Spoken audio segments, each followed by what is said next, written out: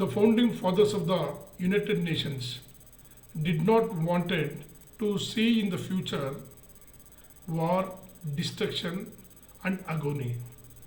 They saw First World War, they saw Second World War. So they thought, let us save the succeeding generations from the scourge of war. So they did not want to fight war. They did not want any disturbances, land capturing, debts, all these things. Today, we are having UN Secretary General election. Since 1946 till 1952, we had Troy Glee from Norway as the Secretary General.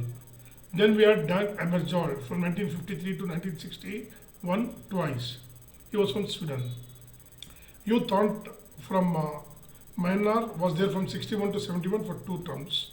Then Kurt Aldrin from Austria was there from 1972 to 81, 2 times. Javier Perez de Salor 1982 to 91, 2 times. Boutros Boutros-Ghali from Egypt, 1 term, 92 to 96. Kofi Annan from Ghana was Secretary General for 2 terms from 1997 to 2006. Then we had Ban Ki-moon from South Korea, 2007 to 2016 for 2 terms. Then we had Antonio Guterres from Portugal, who was former Prime Minister of Portugal. Also, he had worked with the UNHCR for a long time, and now he is the Secretary General. He has completed 1-year term. What was the question he has faced, challenges he has faced? Biological warfare, Corona war, chemical warfare in Syria, disturbance in Yemen, Africa in crisis, in Horn of Africa, rise of Al-Qaeda, Islamic State. Then comes South America problems. Then oil crisis. So somewhere the Secretary General has tried or stopped reaching the world. The question has been, he is the 10th Secretary General, he is having 1 more term, he is already aspirant, he may get it, but he has been challenged first time by a woman power. That is Akansha Arora, who herself is a refugee from Pakistan to India, then to Arab, then to Canada.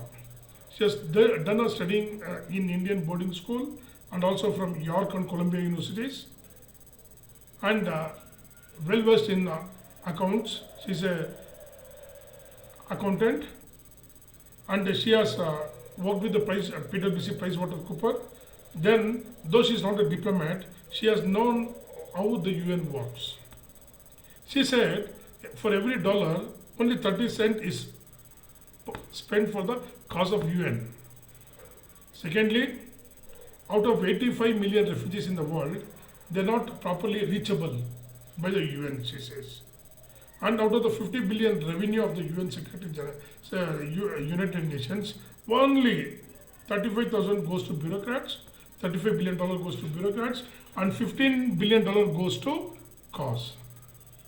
With this challenge, she is telling that UN is chaotic, wasteful, adrift, and paternalistic. Though United Nations hold little power as veto controls them, challenge has come.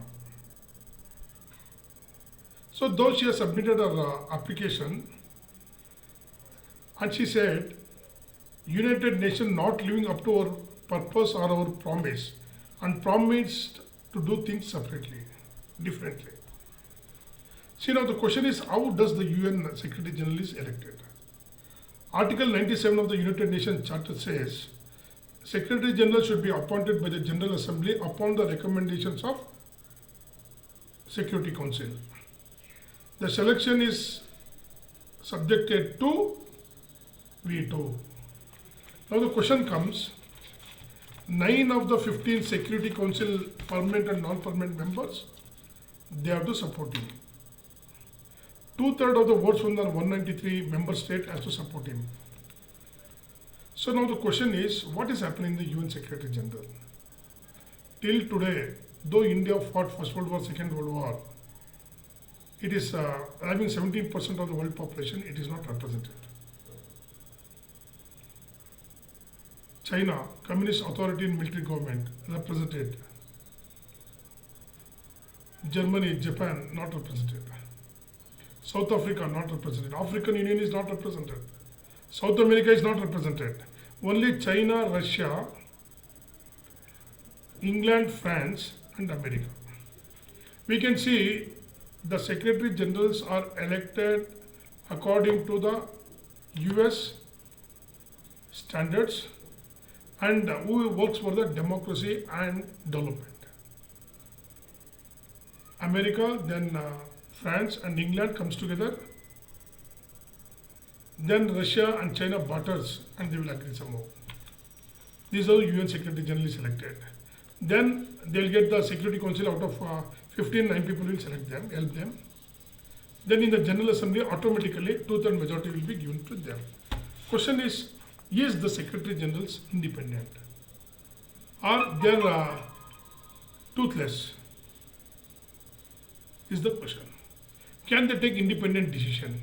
Can Arora, Akansha Arora, can she show her woman power and say how world can stop the conflicts among the region? Suez crisis, biological warfare, chemical warfare, non-state actors. These were not there in Second World War. Climate was not there in Second World War, but now it is a challenge. Proliferation is a challenge now.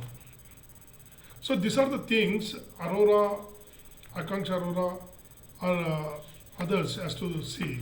But for now, Antonio Guterres, he has become somewhat sidelined and he has not emerged very powerfully to challenge or exercise his authority.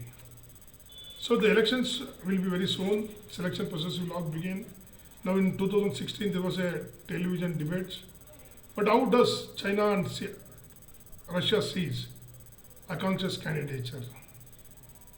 How does climate, how does development, how does democracy comes up? These are the things which we'll watch in the coming days. But for now, Mary Robinson, the former Prime Minister of Ireland, completely separated the candidates of Akansha. And Akansha is also former UN employee, though not a diplomat. We have to see how things will move. But for now, we need, for a unified, dignified role, a woman as a leader. And time is ripe now for her to become the Secretary General. Then, after another 5 years, where we don't know what will happen. So, the check has begun, and I hope the world will come and stand with her to elect her as a Secretary General. For now, it is the role of all the world countries, because normally Secretary Generals always come from small countries like Sweden, Norway, Ghana, Myanmar, Korea, like that. She is from Canada, and the person who becomes Secretary General should also know French. It's also there. Now she is going to emerge with her experience and non-experience in the question. But for now, Antonio Guterres may sail freely, but the challenge is there. Thank you very much.